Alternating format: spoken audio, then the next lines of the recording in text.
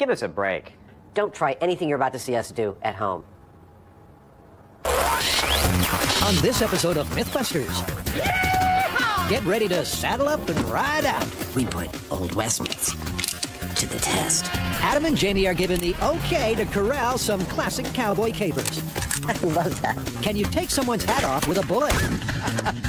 Can you bust your buddy out of jail with old-fashioned horsepower? Or do you need something with a little more kick? Danger! Warning! Warning! 3, 2. Meanwhile, Oh, yes! Carrie, Tori, and Grant are on a collision course with a modern motoring myth. Are you getting frustrated? Frustration, yes. I am. Can an airbag turn a lockpick into a skull-cleaving spear?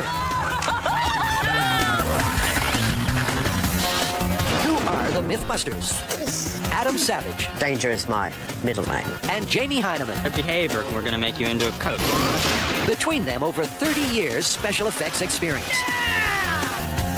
Joining them, Tori Belleci, Carrie Byron, Don't try what you're about to see at home. and Grant Imahara.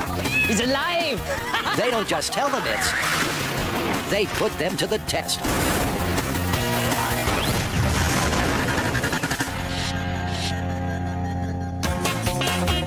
Now that's what I call a quick draw.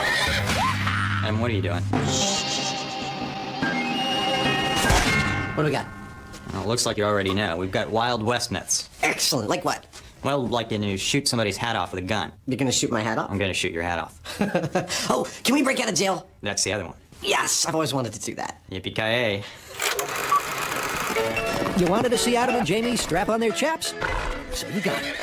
The guys are gonna circle the wagons and throw themselves into busting some frontier-style fables. All right, so which one do we start with? Let's start with the hats. It's perhaps the most famous Wild West cliche, as predictable as a stoush in a saloon. Right in the middle of some Western movie mayhem, a shot is fired, a cowboy's hat is gone with the wind. Is it true grit, or just Hollywood gun smoke and mirrors? Okay, I can see us needing some period-correct hats, some period-correct guns, and period-correct ammo. Okay, well, I'll track down the guns and the ammo. Why don't you deal with the hats? Adam's got a fistful of dollars. He's gonna do just that. We've come to the expert, Bill, here at Golden Gate Western Wear in Pleasant Hill, California. Should be able to answer all of my questions. Bill's hats match those worn by cowboys in the late 19th century. But this is a style that was the most popular cowboy hat. This was? 1870s, 1880s. After posing as a hat stand, Adam chooses 8 classic cowboy hats. 4 wool, 4 beaver. But as keen as he is to try them on, he's decided he won't be under them when the bullets start blasting. Not that I don't trust you. I know you're a good shot, but I don't want to let you shoot a hat off my head. I think we should have a ballistics material head, and I think that both Grant and I have done our service as cast heads, and it's time to make a mold of your head. I got no problem with that. Good. Jamie takes a seat on the casting couch, while Adam prepares to tar and feather him. This is basically the same stuff that the dentist uses to cast your teeth. It's seaweed-based. Water's the binder. This is gonna get drippy. You ready? So come on over here, Jess, and help me keep it up on Jamie. It's like it's gonna drip down past his shoulders. Don't get it near his mouth. The alginate goes on like campfire beans. All right, doing your left eye, Jamie. Only his mouth is left uncovered so he can breathe. He's like the incredible melting man. It's an uncomfortable, claustrophobic process. He has to spend nearly half an hour cocooned in his seaweed face mask. I'm gonna slice up the back of your head. Here goes. We're gonna start peeling this off. Here, oh, it's good, it's good. Is it moving? Watch clear his ears. Excellent. Ears off here. And you're free. Excellent. You can go get cleaned up. That was kind of unpleasant. The alginate deteriorates quickly, and Adam has to race the clock to get the ballistic bust finished. But a few cracks are starting to appear. This whole thing is going crazy on me. With time running out, he sticks them all together using silicone and straps. Complete failure. But all the king's horses and all the king's men won't be able to rescue Adam this time. As he pours the molten ballistics gel, the mold cracks like an egg. You wanna get me some foiled tape? And the yolk's on him. Pretty much total failure in every way possible. I haven't felt this badly in a long time. All right, Adam. It's been said that when they made Jamie, they broke the mold. You've just gone and done it again. Now it's over to the good, the bad, and the ugly. I'll let you decide who's who. Okay, so lockpick of death, what is that? This one's actually an airbag myth. Scenario is a guy's breaking into a car using one of those flat lockpicks. Triggers the side airbag. The airbag explodes, launching a lockpick through his skull. Sweet. Sweet. It's another story from that font of urban legend, the famous MythBusters fan site. A would-be car thief is using a lockpick to break into a car. While poking around inside the door, he unwittingly triggers the side airbag, which expands with such force, the lockpick becomes a missile, and the thief suddenly finds himself picking his own brain. Well, I think we should learn, first of all, how to pick a car lock. Do either of you know how to do that already? No.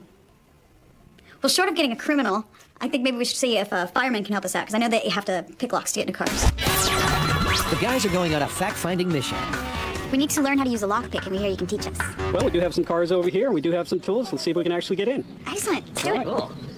At the Livermore Pleasanton Fire Department's training facility, firemen do take lockpicking lessons. And while we're not allowed to show you how it's done, the MythBusters take careful note of the technique. All right, Matt, you want to give it a shot? Sure. So you are leaning directly over the lockpick as you're trying to get in the car. It's worth noting, too, that these guys don't practice this on vehicles with side airbags, just in case. I mean, if you were leaning over that tool and the airbag went off, I could see how that thing would launch up into your neck. This demonstration shows that a person using a lockpick would be in the correct position to be impaled. Almost got it. Hey! Outstanding. Nice. Excellent. But would an airbag really go off with a big enough bang to send that tool through your skull? We have a driver's airbag out of a small vehicle, and I put a traffic cone on it so we can see it a little bit better going up in the air, and we're going to launch it. Do not try this at home. The airbag's rigged for remote ignition. Everybody ready? Hey, we're ready. All right. 3, 2, 1. Yeah! Run! Good shot. The leading edge of this bag is coming at you about 500 miles an hour. It's deploying in about a quarter of a millisecond, and it deflates almost immediately. One thing's for sure, these firefighters have failed to hose down speculation about this myth. These things are powerful. I mean, I can see how this whole thing might work. All right, let's get going. I can get some lockpicks on the way home. Still to come, Carrie finds out choosing a skull's a skill. Why don't we wrap up the fat head and I'll take it to go. And after the break, Is your gun big enough to shoot my hat off?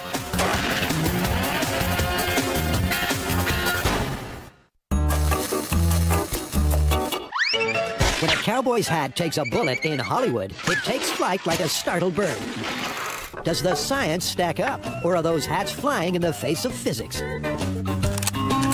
Our own Butch and Sundance aim to find out. Are you ready? And as we know, the MythBusters always feel right at home on the range. What happened? He must be Frank.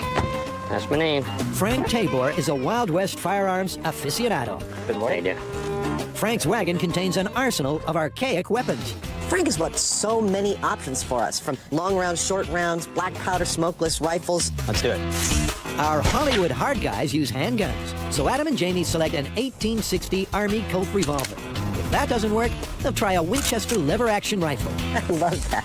The weapons are authentic. The 8 target hats match those worn by real cowboys in the real Wild West. Nice high crown. Should be easy to shoot and miss the head. You ready? Yeah, let's do it. That's pretty darn good. All right. You want to take the first shot? Sure. First up, the oldest firearm, the revolver. Range is hot.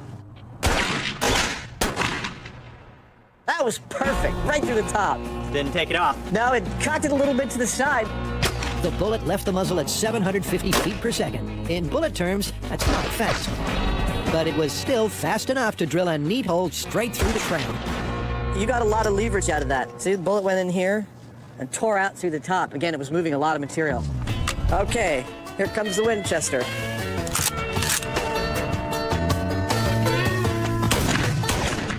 Nice shot. Look at that, right through the center. That did not budge the hat. It could not be a more perfect shot. The hat didn't take off, but it's way too early to call it busted. This is the Charles Bronson Once Upon a Time in the West hat. You ready? Ready. Range is hot. Hey! You knocked that off! Hang on, guys. Let's see the movie footage again. Bullets send these hats sky high. Jamie's shot was slightly less spectacular. Your hit could not have been more perfect. You went through more material of that hat than any of our hits before. You went through the brim, through the brim, through the brim, and through the brim. Yeah, but it kind of like fell off sideways. Yeah, but if you're the guy wearing this hat and someone shoots at you, you're going to say he shot my hat off. Spurred on, Find the red lady. Find the red lady, it pays $20. our gunslingers take pot shots at their whole hat collection.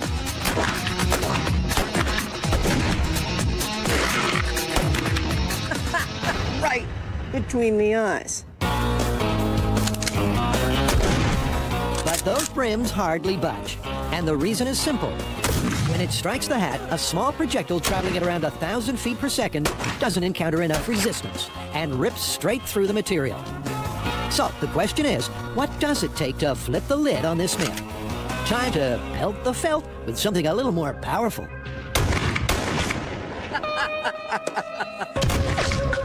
Now that's more like what we see on the silver screen. All the pellets went in here. All the pellets came out there. The birdshot sprays out at a slower speed, striking a larger surface area. The force is enough to make hat and head part company.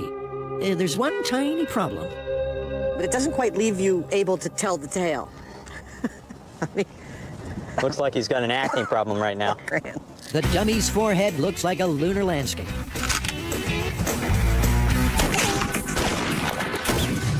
Oh, I think that's a record. that hat is gone. He's definitely not going around going, and then he shot the hat right off my head. Because he'll also be like, then he shot the top of my head right off my head. It's looking like this first cowboy myth might need to be run out of town on a rail.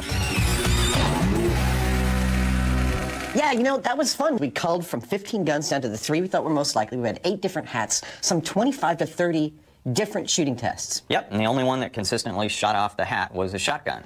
Yeah, but I think that's, it's going a little far to say it shot off the hat, because I believe a good portion of your head would be going with that hat. I think we can definitively say that the movie myth that someone can fire a gun and your hat flies off your head, totally busted. While we were out there at the range shooting hats off of heads, we thought we'd take aim at another Wild West myth. That's right. Why did the Lone Ranger use silver bullets? Are silver bullets more effective than lead? To find out, log on to discovery.com/MythBusters, and there you'll find your answer. This is where I'm supposed to say hi-ho silver, but I'm not gonna.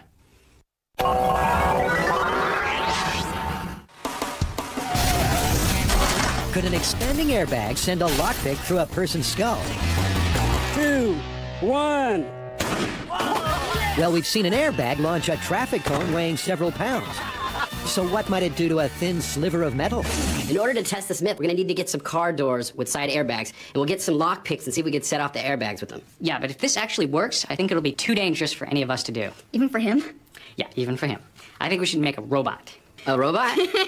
That's an original. Shocking. I would have never guessed you wanted to build a robot. Yeah. Well, hey, we don't have any trained monkeys, so we're gonna have to use a robot. I don't know about no trained monkeys, but here's what we might loosely call the plan.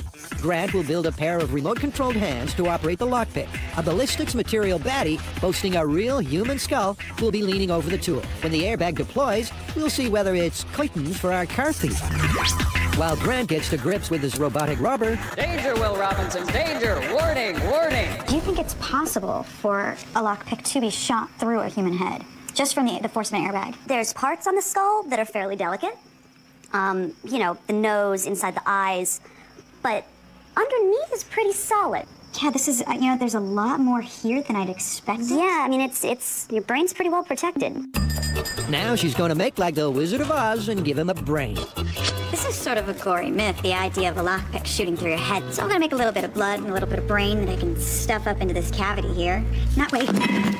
Whoops, he's fine. If the skull gets damaged anyway, we'll know. Carrie mixes up some fake blood, and for the old gray matter... Come on, that looks a little like brain, doesn't it? Just a little. Now that's using your noodle. When Carrie's finished filling his head with nonsense... Brains are made of noodles. She puts the skull inside the Grant mold. I think the skull might have been a little bigger than Grant's head. And pours ballistic gel around it. I just can't tell if it's leaking out or not. Meanwhile, the real Grant is still wrestling with his robot. Lockpick sits right here in between two grippy hands with ballistics material fingers. Those are held securely in 2 linear actuators that will move basically in a straight line like this or angling like that. So we've got a ballistics gel car thief complete with human skull. Yeah! And we've got a remote-controlled lock-picking robot.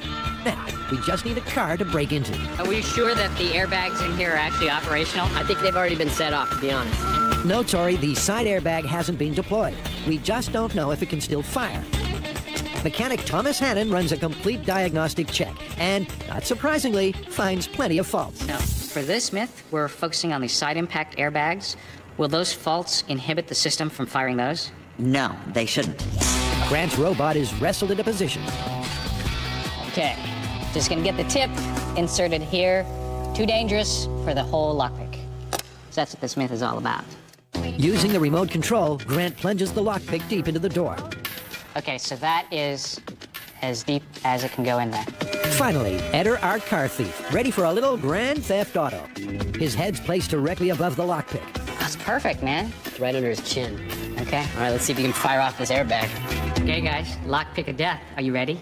If this works, we're going to get a lockpick shooting through the guy's skull like a spear, and there's going to be blood and udon everywhere. Here we go.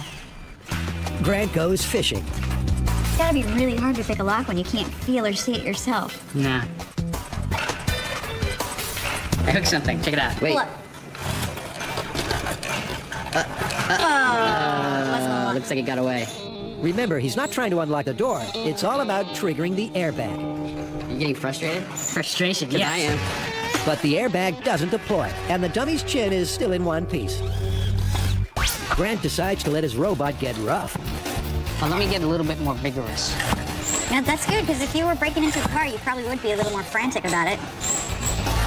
Grant gives the remote control unit a thorough thumbing, with no result. Thomas, how come we're not able to set off the airbag? The airbag's actually inside the car, not inside the door. Well, what they have to do is...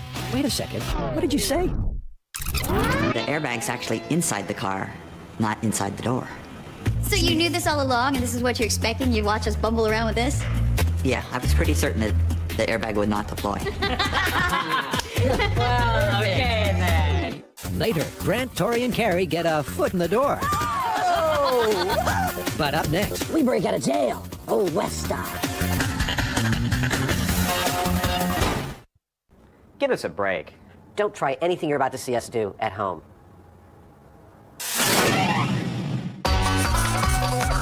Meanwhile, back at the ranch.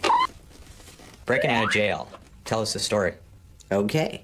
Picture me having been put in jail wrongly by a corrupt sheriff under the pay of a local land baron. I'm rotting away in my cell, and you've got to break me out. So in the middle of the night, you come on your horse, you tie one end of a rope to the bars of my jail cell and the other end of your horse, and you pull the bars right out of my jail cell wall, setting me free. When you're locked up in a low-down, filthy cell, what are you gonna do? Easy. Tie a rope onto the bars, lasso your horse, and get that trusty steed to back on up. Them bars are just gonna pop on out of the wall, and you're free as a bird. Well, that's how it's done on the silver screen, eh, y'all? So where do you want to start with this breaking out of jail myth?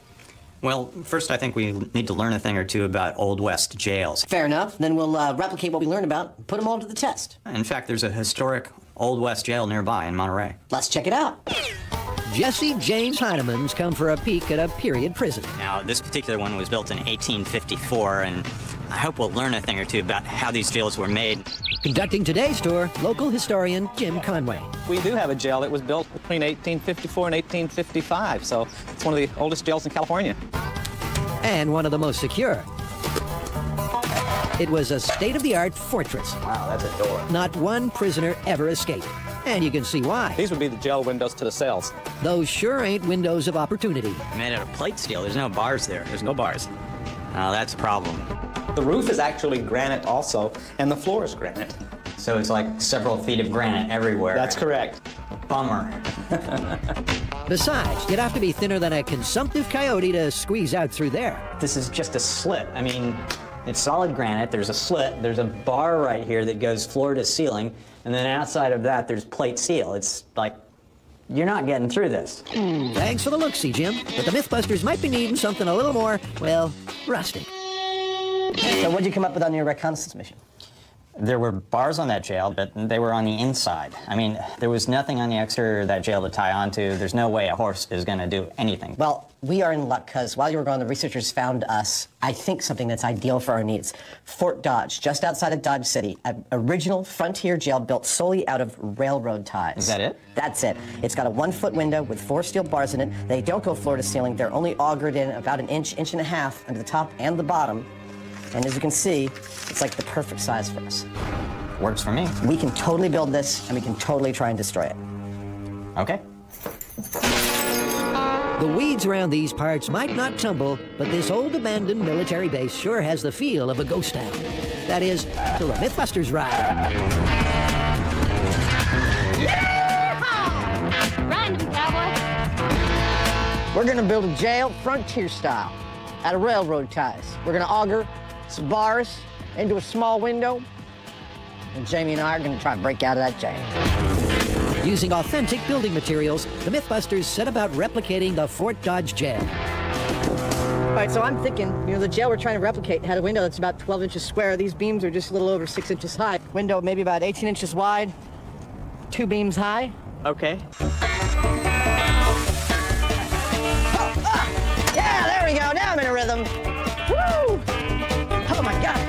It's basic frontier construction. No mortar, no nails, just a round peg and a round hole. Now, I know you might be yelling at your TV right now that this doesn't look like a jail that you've been to, but this is an exact replica of the Fort Dodge jail built in 1865. Now, we didn't construct the entire jail. We just constructed one wall, which we braced with steel. But the bars are in accurate spacing, they're accurate size, they're accurate material, and we're going to try and pull them out of that wall.